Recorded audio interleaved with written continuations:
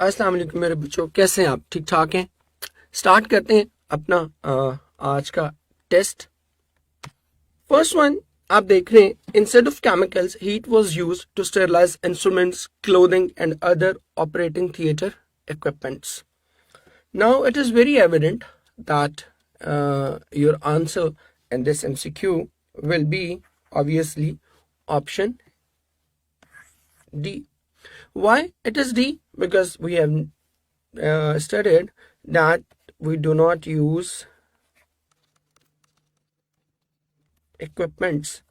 It is always equipment. अच्छा, एक चीज और भी बता दूं कि इक्विपमेंट को अगर हम यहाँ इंस्ट्रूमेंट्स यूज कर सकते हैं, then why not equipment? Technically तो ये होना चाहिए ना कि अगर हम इंस्ट्रूमेंट्स यूज कर रहे हैं तो इक्विपमेंट भी हमें इस्तेमाल कर लेना चाहिए. बट इक्विपमेंट हम क्यों इस्तेमाल नहीं करते? रीजन सुन लें. इक्विपमेंट हम इसलिए नहीं इस्तेमाल करते कि because equipment is a set of tools. तो वो सेट तो एक ही होता है ना, इसलिए हम उसको क्या करते हैं, हम उसको बिल्कुल भी प्लूरल के तौर पर इस्तेमाल नहीं कर सकते. और इंस्ट्रूमेंट्स जो होते हैं, मैं इधर लिख भी देता हूं,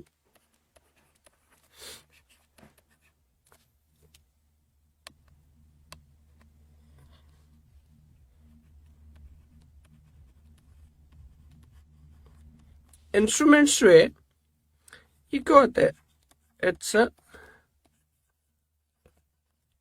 कलेक्शन ऑफ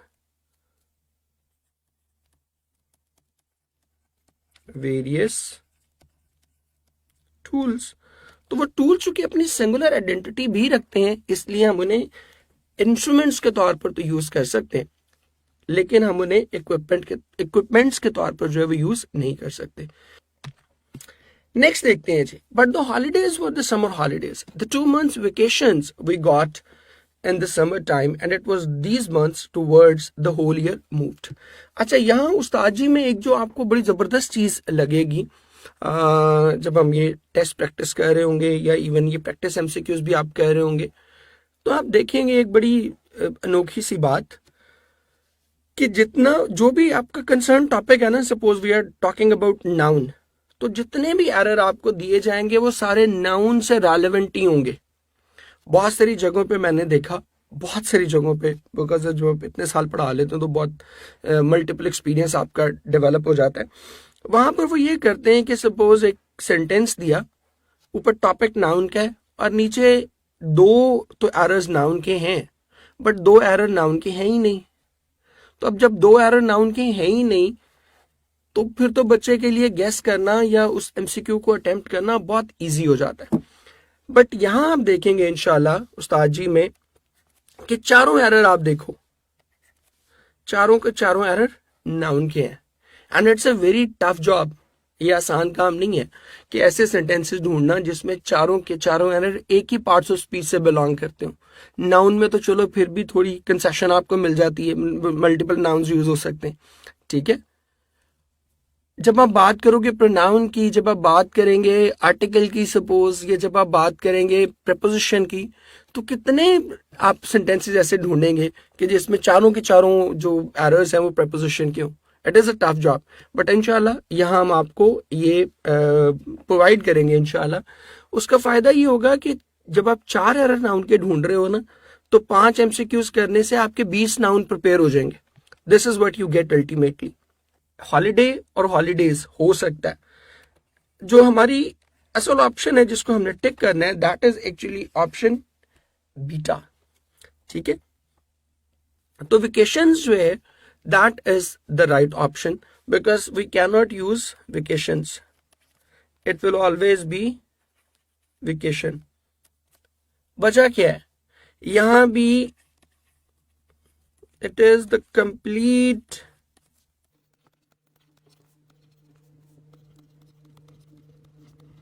हॉलीडेज का जो कंप्लीट पीरियड है that is actually called vacation. तो वो तो एक ही है ना, वो जो पूरा सेट है, एक कंप्लीट जो ड्यूरेशन है वो है. तो वो तो प्लूरल में हो ही नहीं सकता. That is why we always use vacation and not vacations.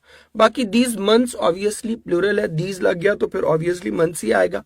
और द होल ईयर हियर तो सिंगुलर है, तो ऑब्वियसली उसमें कोई प्रॉब्लम एज सच नहीं है. जी सेंटेंस में जो एरर है उसको मार्क करना है, बिल्कुल ऐसे ही है. मैंने आपको इंट्रोडक्टरी जो हमारा लेक्चर था उसमें भी बताया कि 4 एरर्स दिए होंगे, उसमें से एक जेन्युइनली एरर होगा और बाकी 3 जो है वो एरर नहीं होंगे. लेकिन वो कह रहे हैं कि लेकिन असली छुट्टियां जो थी वो समर की छुट्टियां होती थी, वो 2 महीने की छुट्टियां जो हमें समर टाइम में मिला करती थी, और यही वो महीने थे जिनका हम सारा साल इंतजार करते थे. द होल ईयर मूव का मतलब है जिसका हम सारा साल बेसब्री से वेट किया करते थे. ठीक है, तो it will be vacation not vacations. ठीक हो गया, क्लियर हो गया. और ये भी समझ में आ गई कि इसमें हमने करना क्या है बेसिकली. अब ये देखिए हॉलीडेज बिल्कुल ठीक है, ये गलत नहीं है. मंथ्स भी बिल्कुल ठीक है, ये भी सही है. और ईयर भी बिल्कुल ठीक है. आगे चलते हैं जल्दी से जी. Okay, there is another brilliant lightning and a crack of thunder. अब लाइटनिंग और थंडर ऑब्वियसली दोनों ही नॉन काउंटेबल हैं, तो अगर आपने काउंटेबल बनाना है तो दोनों के साथ कोई ना कोई मॉडिफायर ऐड करना पड़ेगा. अब यहाँ लाइटनिंग के साथ ऐड नहीं है तो ये भी क्रॉस हो गया. There is another brilliant flash of lightning, ये तो ठीक है, बट थंडर इसमें प्रॉब्लमैटिक है, यहाँ लाइटनिंग प्रॉब्लमैटिक था. There is another brilliant lightning and thunder, ये दोनों ही यहाँ पे गलत हैं. तो the right option for us will be option delta. Clear है जी, डन. नेक्स्ट चलते हैं. Choose the correct sentence. A news spread like fire in the neighbourhood. ठीक है, अनयूज नहीं हो सकता because I have already told you कि न्यूज जो है वो क्या होता है, it is a non countable noun in English. A news spread like fire in the neighbourhood, तो यहाँ पर प्रॉब्लम क्या आ रहा है, अनयूज नहीं हो सकता, एन न्यूज तो बिल्कुल ही नहीं हो सकता. सम न्यूज तो ये भी बिल्कुल नहीं हो सकता. और दूसरी प्रॉब्लम इसमें क्या है, दूसरी फायर्स की प्रॉब्लम है. So the right option for us will be option delta.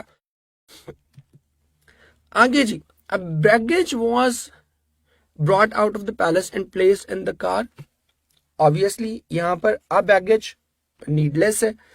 इसके बाद बीटा में आप देखते हो तो क्या है, some baggages है. baggages भी यहाँ पर obviously नहीं हो सकता.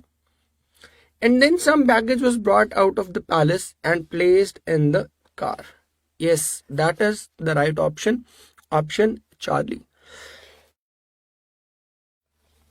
And last में हमारे पास क्या है, some baggage were brought. तो were भी इसके साथ नहीं लग सकता.